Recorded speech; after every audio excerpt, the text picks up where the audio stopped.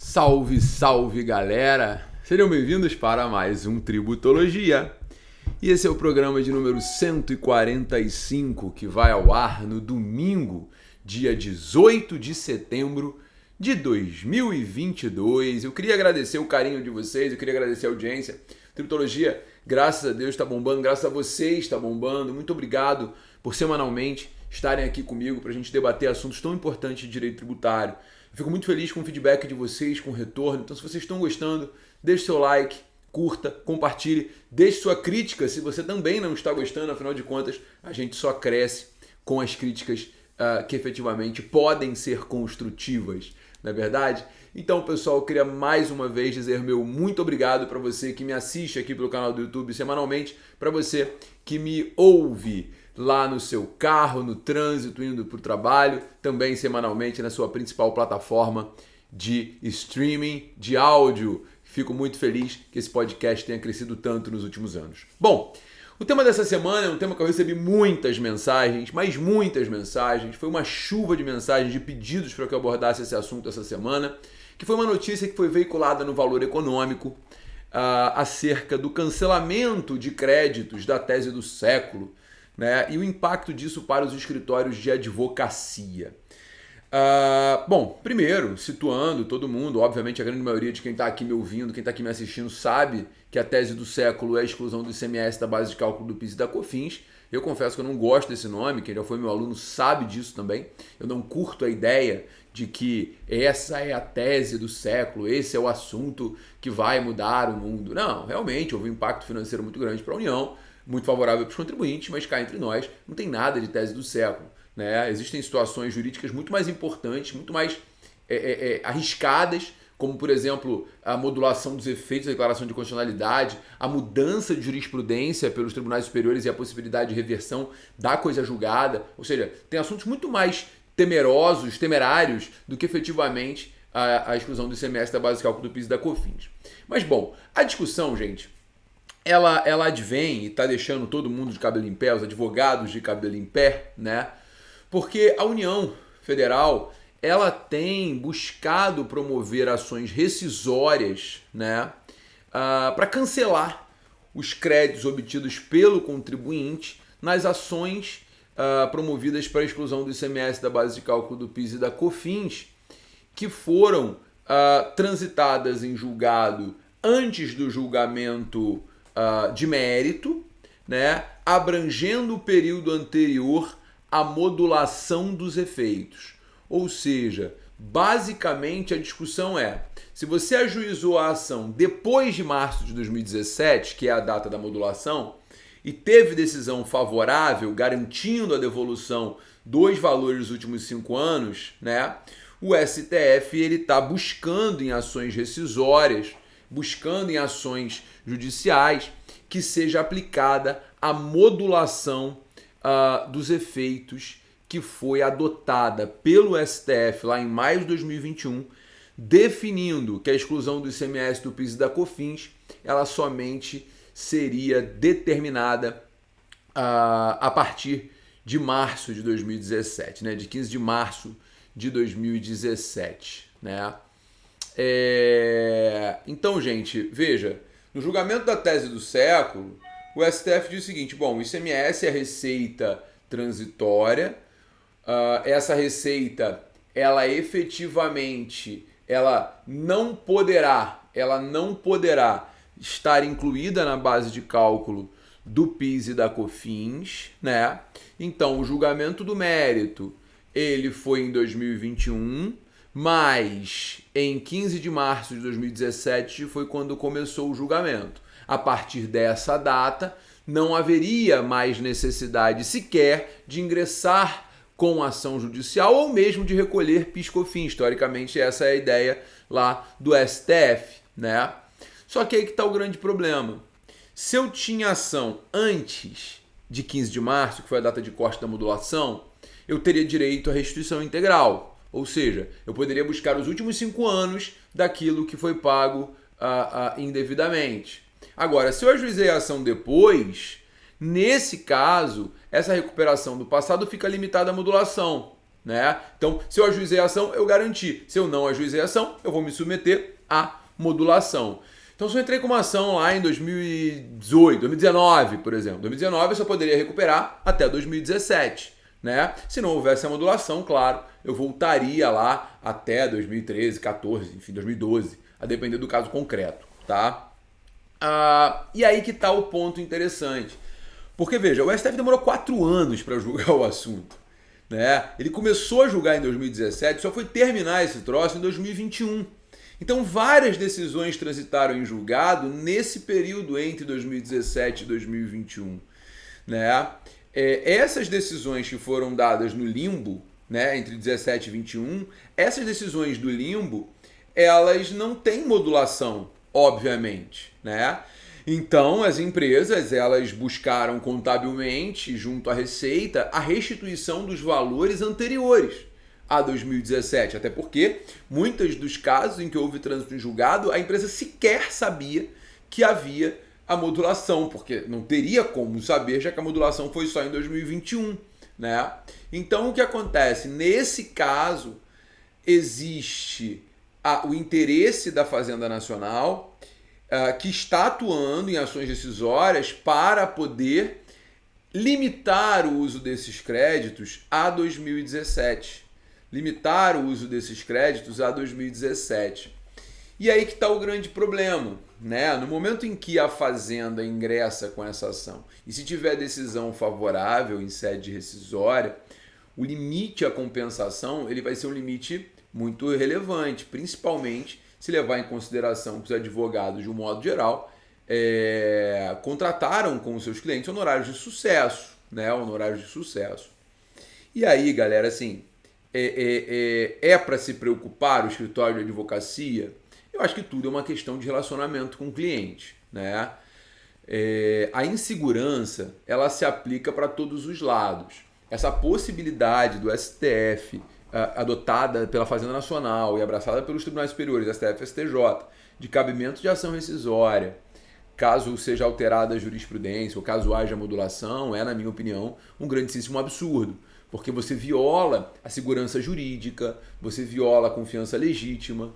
Mas tá bom, é o que tem para hoje. Se é o que tem para hoje, não vamos entrar nessa seara de discussão, porque não dá para ficar dando a murro em ponta de faca, como já dizia minha avó. O que eu acho que a gente tem que pensar aqui é o seguinte: como fica a vida do advogado? Porque o advogado ingressou com a ação, o advogado ganhou, o advogado entregou o resultado para o cliente e agora vem uma ação nova da Fazenda Nacional dizendo o seguinte: olha, agora o seu crédito é limitado a 2017. E aí o cliente chega para o advogado e fala: como eu vou ter que devolver o dinheiro lá, você também vai ter que me devolver os honorários aqui. Todo mundo que me acompanha aqui sabe que eu tenho um curso de teses tributárias, eu trabalho com teses tributárias, eu ofereço teses tributárias para meus clientes o tempo todo. E eu acho que a conversa, quando você oferece teses tributárias, tem que ser muito clara, tem que ser muito direta e reta com o cliente. Você não pode vender ilusão, você não pode vender sonho, que vende sonho é padeiro, né? O que você precisa dizer para o teu cliente é: olha, nós estamos ingressando com uma ação que é uma tese. Você pode perder e você pode ganhar. O risco vai ser dividido, porque eu vou cobrar honorários de prolabore muito baixo, então a gente vai dividir o risco. Se você ganhar, eu efetivamente ganho. Se você perder, eu efetivamente perco. Agora preste bem atenção: se houver mudança de jurisprudência após o meu recebimento, eu não posso ser prejudicado. E aí o cliente vai virar para você e vai falar assim: mas eu também não posso. Como é que a gente fica? Você tem 2 formas de sair dessa sinuca. A primeira forma de você sair dessa sinuca é chegar para o teu cliente e falar: olha só, a questão é, você já teve o benefício, você já recebeu o dinheiro, você já usou esse dinheiro para pagar dívida, para gerar fluxo de caixa, para fazer investimento, que é um dinheiro barato. Se houver mudança de jurisprudência, essa ação rescisória vai demorar anos, você vai ter condições suficientes de se restabelecer e não vai precisar pegar dinheiro em banco, que é muito mais caro. Então, eu gerei para você um benefício e o que eu estou cobrando de você a título de honorários é por esse benefício que já existiu. Então, não caberia devolução. Eu acho que essa é a conversa. Se essa conversa não existiu, eu acho que o lado B realmente é um caminho melhor, de você negociar com o cliente uma forma de devolver para ele os honorários. Né? Se você não conversou, gente, na boa, o combinado não sai caro. Se você não combinou, vai sair caro. É assim que funciona. Gabriel, mas eu não imaginava que isso fosse acontecer. Gente, questão de relacionamento. Você pode bater o pé firme e falar, cliente, eu não vou te pagar. Você vai perder o cliente? Você vai perder o cliente? Eu acho que aqui a conversa ela tem que ser muito mais profunda do que efetivamente uma discussãozinha de devolver ou não honorários.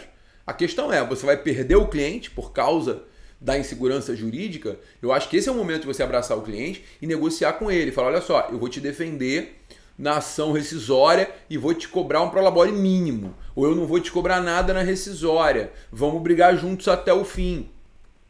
E aí você não vai tirar de mim os honorários. Vai fazendo o seu carro. Veja, eu acho que tudo é uma questão de negociação. Tudo é uma questão de negociação. Tudo é uma questão de você ser aberto com o seu cliente quando você vende uma tese para ele, deixando claro, que você não está vendendo um sonho, 2, que aquilo ali pode dar problema, porque tese é tese. Tese, gente, é igual tratamento médico experimental. Pode dar certo como pode dar errado. Sabe? Então, assim, não existe... E eu sempre comparo o nosso trabalho com o trabalho do médico, porque não existe num tratamento médico experimental a devolução do dinheiro caso o paciente morra. Então eu acho que também é uma conversa. Gabriel, como você faz? Eu, particularmente, quando a tese ela é muito debatida e há possibilidade de alteração de jurisprudência, via de regra, o que eu faço é negociar com o cliente os honorários, de modo que ele só me pague os honorários depois do prazo da rescisória. Numa tese como exclusão de CMS PIS/COFINS, que a gente sabia que ia ter modulação, exclusão de ISS PIS/COFINS, que a gente sabe que pode até perder, né? Eu negocio com os meus clientes o pagamento depois do prazo da rescisória.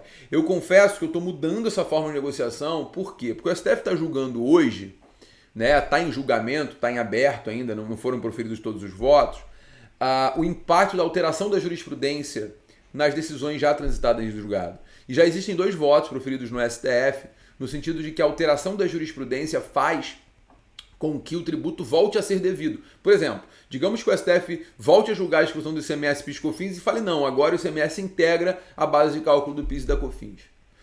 O STF, na verdade, ele está caminhando para o entendimento no sentido de que essa decisão vai produzir efeitos independentes de ação rescisória, porém vai submeter a anterioridade de noventena e aquilo que não foi pago vai ser efetivamente respeitado. Se isso for andar dessa forma, tá beleza, tá tranquilo, tá favorável, ninguém vai ser prejudicado. Agora, quer dizer, ninguém entre aspas. Mas, enfim, direto ao ponto dos honorários. Eu tenho adaptado meus contratos e explicado o risco da tese cair. Olha, se tiver uma rescisória, você vai efetivamente se dar mal. Então, como é que a gente vai fazer? Você vai me pagar agora metade do honorário de sucesso e outra metade fica retida. Passou o prazo da rescisória, você vai lá e me paga a diferença. Eu, particularmente, me sinto mais seguro assim, porque o cliente sabe que eu estou assumindo o risco com ele, que eu sou parceiro dele. Eu acho que a advocacia, ela tem que ser parceria. Ela tem que ser uma relação de mão dupla, né? A gente não está aqui para explorar o cliente. E eu falo isso todos os dias, sabe? Quando você não olha o seu cliente com o olhar da ganância, a sua relação fica muito mais fácil. O cliente não é número. Ele tem sentimento, ele tem desejo, ele tem planejamento, ele precisa ser respeitado. Então, assim, esse caso é um caso que vai ser muito debatido ainda. Muitas questões que envolvem a ética na advocacia vão ter que ser debatidas aqui. Se o cliente tem direito à restituição é um outro assunto, porque, veja, tecnicamente os honorários de sucesso aconteceram. Agora, qual é a tua capacidade de negociação com o teu cliente, de abraçar o seu cliente, de empatia com o seu cliente, que muitas das vezes teve lá 10 milhões de crédito e agora vira 5 e ele vai ser obrigado a devolver 5 da noite para o dia. Então, assim, eu acho que tudo é uma questão de negociação, tá? Gabriel, qual a chance das rescisórias avançarem e darem certo?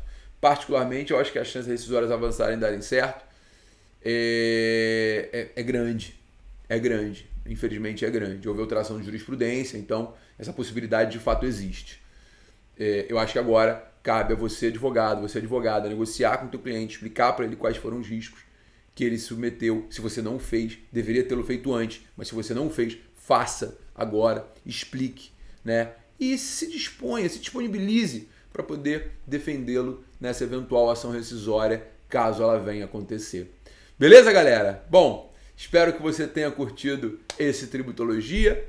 Esse foi um papo reto com a galera da advocacia, com os contadores, com o pessoal que obteve aí crédito na exclusão do CMS e PIS/COFINS, foi muito bom para todo mundo. Eu confesso que pela minha forma de cobrar, eu ainda não tive grandes honorários sobre isso, sendo bem honesto com vocês, porque eu retive grande parte deles para evitar a ação rescisória. Bom, eu queria dizer para vocês o meu muito obrigado. Se você gostou, curta e compartilhe. E semana que vem a gente tem mais tributologia. Um beijo enorme, galera. Tudo de bom para vocês, uma semana iluminada e até a próxima. Tchau, tchau, meu povo.